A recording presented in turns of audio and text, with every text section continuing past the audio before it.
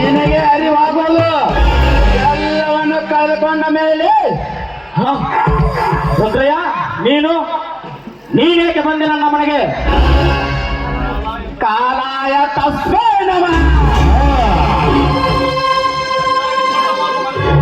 ಕಟ್ಟಪ್ಪ, ನೀನು ಕೊಟ್ಟ ಮಾತು ಮರ್ತಿದ್ಯಾ? ಕೊಟ್ಟ ಮಾತು ಅಂದ್ರೆ ನಾನು ರೈತರಿಗೆ ಸಾಲ ಕೊಟ್ಟ ಸಮಯದಲ್ಲಿ ನಿನ್ನ ಮಧ್ಯವರ್ತಿಯಾಗಿ ಮಧ್ಯೆ ಬಂದು ಕೊಟ್ಟ ಸಾಲವನ್ನ ನೀನು ತೀರಿಸ್ಕೊಂಡು ಒಪ್ಪಿದ್ಯಾ ಮತ್ತು ಒಪ್ಪಂದು ಸಹ ಮಾಡ್ಕೊಂಡಿದ್ದೀಯಾ. ಇದುವೇ ನೀ ಮರ್ತಿರೋದು ಅಂದ್ರೆ ಈ ಕೊಟ್ಟ ಅವಧಿ ಮುಗಿದೋಗಿದೆ.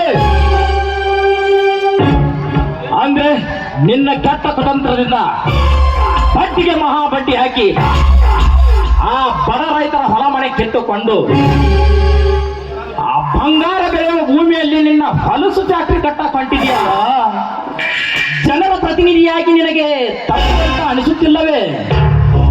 ತಪ್ಪು ಈ ತಪ್ಪು ಅನ್ನಿಸೋದಕ್ಕೆ ಅರ್ಥನೇ ಗೊತ್ತಿಲ್ಲ ನಮ್ಮ ಲೈಫ್ ಎಲ್ಲ ಡಿಕ್ಷನರಿಯಲ್ಲಿ. ಅಂದು ಮತ್ತೆ ಬಂದು ತಡೆಯದೇ ಹೋಗಿದ್ದಾರೆ. ಇಂದು ಆ ಹೊಲಸು ರೈತನ ಹೊಲದಲ್ಲಿ ನಮ್ಮ ಫ್ಯಾಕ್ಟರಿ ಓಪನಿಂಗ್ ಸೆರೆಮನಿ ಆಗುತ್ತ.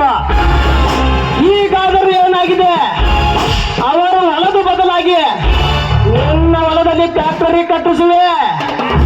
ಅವನ್ ಯಾವ ಗಂಡಸನ ಇದ್ದಾನೆ, ಬಂದು ತಡೆಯಲಿ ನಮ್ಮನ್ನ. ನನ್ನ ಹೇಳಿಗಳೇ, ಹರಿಯುವ ನದಿಗೆ ಅಡ್ಡಲಾಗಿ ಆನೆ ಕಟ್ಟು ಕಟ್ತೀನಂದ್ರೆ ಇದೇ ಕ್ಷಣದಲ್ಲಿ ನನ್ನ ಹೊಲ ಮನಿ ಬಿಟ್ಟು ಕೊಡ್ತೀನಿ. ಇಂಥ ಸಮಾಜಘಾತಕ ಕೆಲಸಕ್ಕೆ ನಾನು ಬಿಟ್ಟು ಕೊಡುವುದಿಲ್ಲ. ಯಾಕೆಂದರೆ ಆ ಅಣೆಕಟ್ಟಿನಿಂದ ರೈತರಿಗಾದರೂ ನೀರಿನ ಅನುಕೂಲವಾಗುತ್ತದೆ. ನಿಮ್ಮಂತ ಸಮಾಜಘಾತಕ ಕೆಲಸಕ್ಕೆ ಬಿಡುವುದಿಲ್ಲ,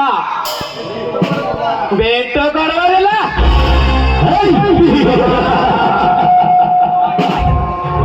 ಪರವಾಗಿಲ್ಲ ಬೆಟ್ಟಪ್ಪ, ಪರವಾಗಿಲ್ಲ. ನಾವೆನ್ನುವ ನಾಮಗಳನ್ನು ನರ ಕತ್ತರಿಸುವಂತ ಹಂತಕರು ನಾವು.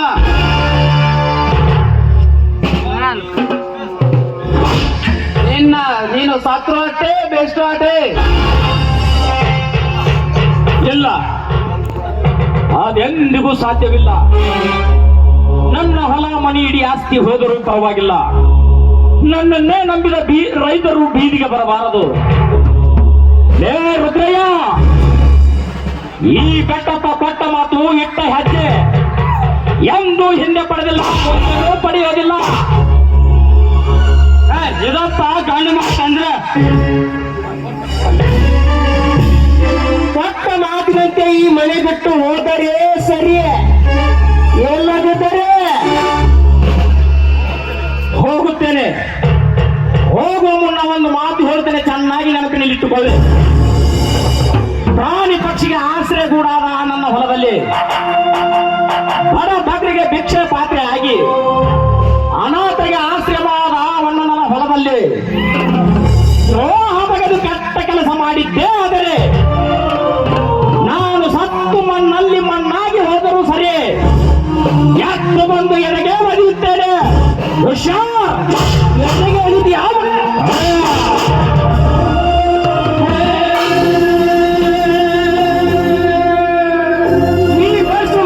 ಈ ಯಮದೂತರ ಶಿಕ್ಷೆಯನ್ನ ಇಡೀ ರಾಜ್ಯಕ್ಕೆ ಮಂತ್ರಿಗಳು ನಾವು ನಮಗೆ ಬಾಯಿಗೆ ಬಂದಂತೆ ಮಾತನಾಡ್ತೀಯ ಬಡಬಿಕಾರ್ಯ. ವೆರಿ ಗುಡ್ ಗೌಡ, ಈ ಕಥೆಗೆ ಸರಿಯಾದ ಶಿಕ್ಷಣೆ ಕೊಟ್ಟೆ.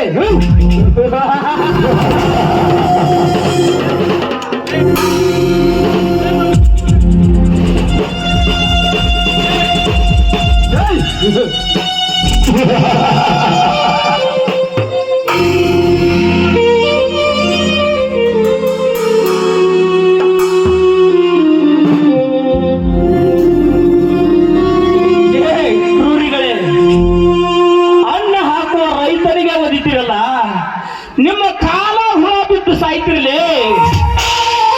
ನೀವು ಮಾಡುವ ಅನ್ಯಾಯವನ್ನು ನನ್ನ ತಮ್ಮನಿಗೆ ತಿಳಿಸಿದರೆ ಅರೆ ಕ್ಷಣದಲ್ಲಿ ನಿಮ್ಮ ಕೊತ್ತಿದ ದೇಹವನ್ನು ಕತ್ತರಿಸಿ ಹಾಕುತ್ತಾನೆ ಬರೋ ಜೋಕೆ.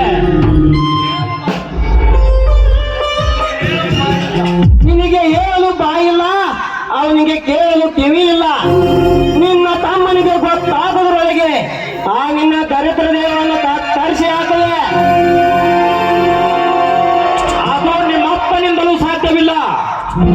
ಅದು ಹುಲಿ, ಕಾಲು ಕೆದರಿದ ಹುಲಿ, ಈ ಕಟ್ಟಪ್ಪ ಧರಿಸಿದ ಬೆಟ್ಟದ ಹುಲಿ. ಹುಲಿ ಅಂತ ಹುಲಿ, ಅವನ ಹೆಸರು ಎತ್ತ ಬೇರೆ ನನ್ನ ಎದುರಿಗೆ.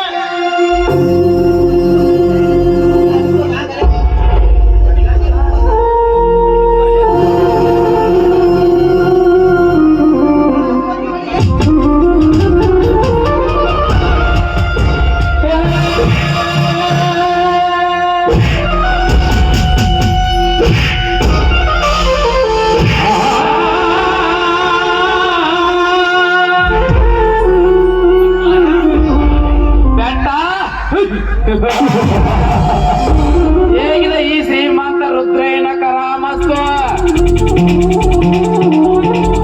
ನಾ ಎನ್ನುವ ನಾಮರ್ದಗಳು, ನರ ಕತ್ತರಿಸುವ ನರ ಹಂತಗಳು ನಾವು.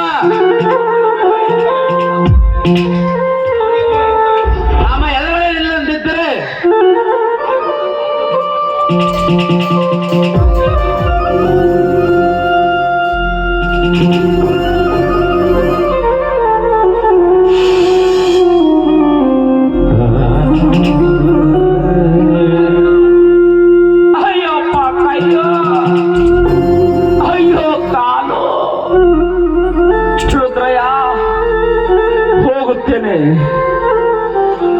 ನನ್ನ ರೈತರಿಗೆ ಅನ್ಯಾಯ ಎಸಗಿದರೆ ಮತ್ತೆ ಮರಳಿ ಬರುತ್ತೇನೆ.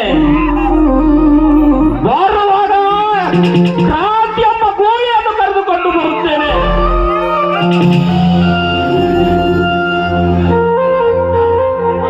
ಬೇಡ, ಇಲ್ಲಿನ ಹೊರಟ ಹೋಗು. ಈ ನಿನ್ನ ಅರಮನೆ ನನಗೆ ಸ್ವಂತ.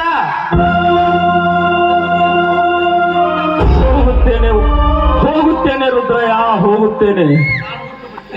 ನಾನು ಉಟ್ಟ ಬಟ್ಟೆಯಲ್ಲೇ ಹೋಗುತ್ತೇನೆ. ಆದರೆ ಈ ಮನೆಯಿಂದ ಹೋಗಬೇಕಾದರೆ ಒಂದು ವಸ್ತು ತೆಗೆದುಕೊಂಡು ಹೋಗಲು ಅನುಮತಿ ಕೊಡಿ. ನೀವು ಅನುಮತಿ ಕೊಡದಿದ್ದರೂ ಪರವಾಗಿಲ್ಲ, ಭಿಕ್ಷೆ ಎಂತಾದರೂ ಕೊಡಿ. ಭಿಕ್ಷೆ ಆ ಗರ್ಭ ಶ್ರೀಮಂತ ಬೆಟ್ಟಪ್ಪ ದೇವಿ ಅಂತ ಬಂದವ್ರಿಗೆ ಭಿಕ್ಷೆ ನೀಡುತ್ತಿದ್ದೆ. ನೀನು ಏನು ನನ್ನ ಎದುರುಗಡೆ ಭಿಕ್ಷೆ ಅಂತ ಕೈ ಕೊಟ್ಟು ಕೇಳ್ತಿದ್ದೀಯಾ? ನಿನಗೆ ಏನು ಬೇಕು ಹೇಳ ಬೆಟ್ಟಪ್ಪ? ಭಿಕ್ಷೆ? ನನ್ನ ಕುಲದೇವತೆ ಆದ ನೇಗಿಲನ್ನು ತೆಗೆದುಕೊಂಡು ಹೋಗಲು ಅವಕಾಶ ಕೊಡಿ. ಎಂದಿಗೂ ಸಾಧ್ಯವಿಲ್ಲ. ಈ ಮನೆಯಿಂದ ಒಂದು ಸೂಜಿ ಮಣ್ಣಷ್ಟು ತೆಗೆದುಕೊಂಡು ಹೋಗಲು ನಾನು ಅವಕಾಶ ಕೊಡುವುದಿಲ್ಲ. ಬರೋಣ, ಕೊಟ್ಟು ಬಿಡಂಗೋ ಭಿಕ್ಷೆಯನ್ನು. ಅವನು ಕೇಳ್ತಿರೋದು ಗೌರ್ಲ ಹತ್ತಿರ ಕಟ್ಟಿಗೆಯನ್ನು. ನನ್ನ ಹೊಡಿ ಬಡಿ ಕಡಿ, ಆದರೆ ನನ್ನ ಆರಾಧನೆಯ ನೇಗಿಲಿಗೆ ಈ ಏಸಿ ಹಗುರವಾಗಿ ಮಾತನಾಡಿದರೆ ಅಡ್ಡನಿಟ್ಟ ಕೂಡೇ ಸಿರ್ತತೆ. ನಮ್ಮ ಮನೆ ಅಡ್ಡನಿಟ್ಟ ನೀಡ ಕೂಡಿಸಿರ್ತೇವೆ.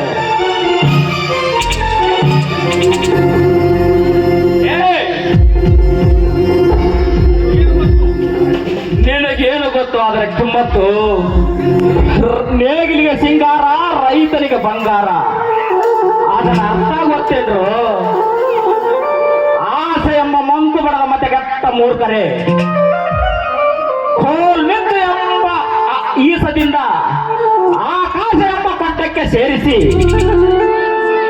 ಕಿಶೋಲ ಎಂಬ ಮುಂಜಾದುವರಿಸಿ ನದಿ ಎಂಬ ನಗ ಕಟ್ಟಿ